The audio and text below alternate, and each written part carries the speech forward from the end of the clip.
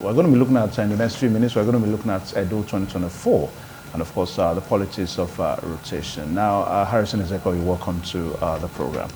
Please help us make a sense of, all this talk about rotational governorship as it relates to EDO 2024. Well, thank you very much for having me. Good morning, viewers. I think, in every election year, so many things happened. And basically, these states since 1999 have been governed by different geopolitical zones. In 1999, Chief Lucky Nosaka Egbenedion won the election and he led Edo State in 2007 as a governor of the state. He's from Edo South. And thereafter, election was conducted, won by declared, Professor Osaremo Subon was declared, and Adams Oshomole went to court, and he was removed. He took over government, and he led the state for another 8 years. And power came back to Edo South, and our present governor took over power. And we are saying that under normal circumstances, with the spirit of sportsmanship, with sense of belonging, bringing everybody together, is solely natural that power should go to Esan Central Senatorial District. And that is where I also stand as a human rights activist.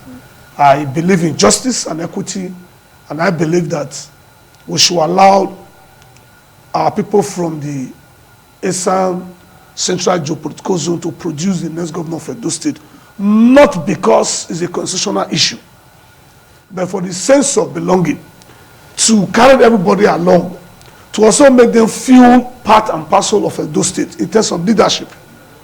It's natural for them to produce governor. Okay. By the end of this tenure, Edo South must have produced governor for 16 years. And Edo North have produced governor for 8 years. They have produced deputy governor for another 8 years. Okay. Naturally, right, we should allow them to. Yeah, Harrison, I'm not a politician, so yes, I do not know the kind of gentleman agreement that politicians that they've had, over the time and all that. But let's look at it now. From the way you said it, that we should allow. Now, we are looking at an election that is going to involve electorates going to the pool to actually decide on that election that they are going to vote who they think will take Edo to a greater height. Now, what is it about that we are not getting here? Because where is competence in the first place? Now, what about if at the end of the day that the candidates that the electorate will perceive, has the competence, may not even come from the geopolitical zone that we are trying to make support for now? Well, let me say this. You see, well, I am not a conventional politician. I came in from society. I'm just being brief.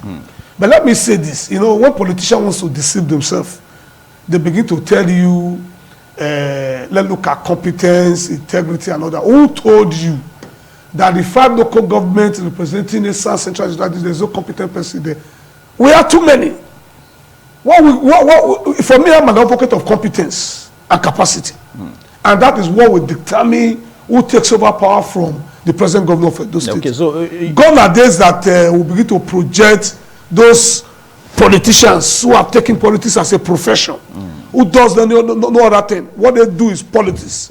And I've said it time with time, but that politics is not a profession. It's not an opportunity to serve.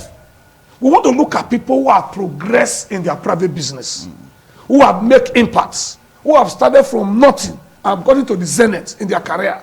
These are the kind of people who begin to encourage to come into government. And I'm saying it without fear or favor, that in that 5 local government from Esan Central District, we have people who have made their mark that can govern the states. Now, are you trying to campaign for the Edo Central? Because the election, Harrison, the election we are looking at now, we have 3 parties to the election. Yes. We have the political parties, which is a party on its own.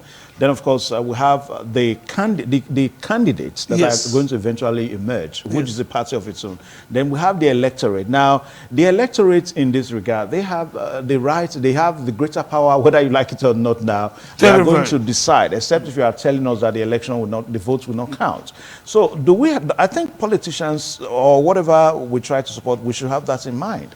I am not talking as a politician. I am not. I am talking from the background, from the people, the side of the people. I'm also going to be a voter in that election.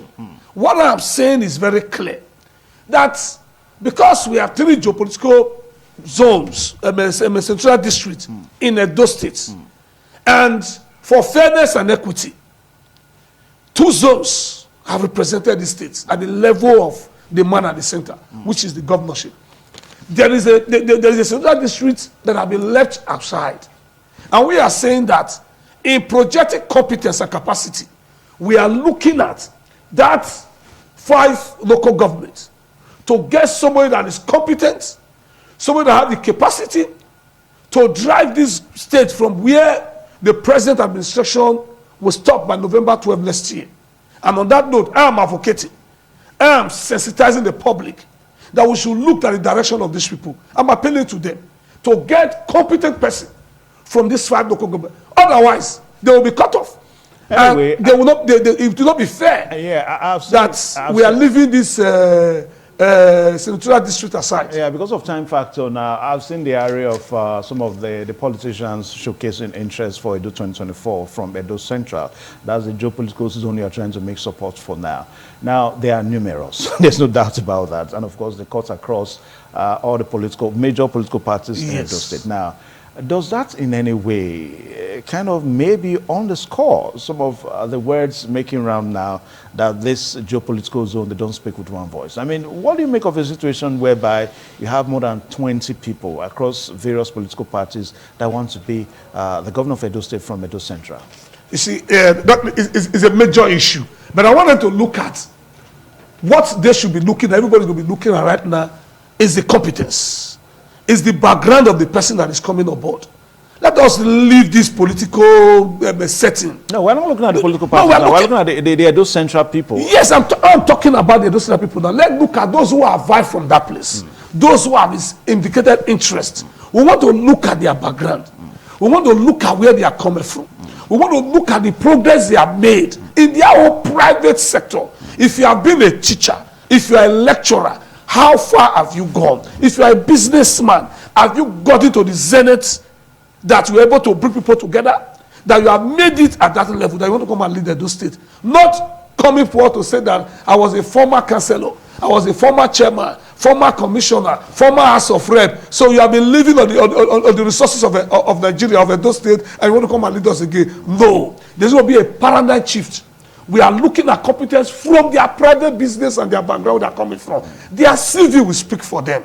And the Edo people will make a choice among these persons. All right, so because of time factor, I know that Harrison would have loved to speak more on this issue. He's so very much interested about it. But some other time, we're going to call you here so that you can support, you know, your whatever you are talking about now, who you think we should be the next governor of Edo State. So I want to say a very big thank you to you, Harrison, for finding time to come on the program today. Thank you very much. Thank you for having me.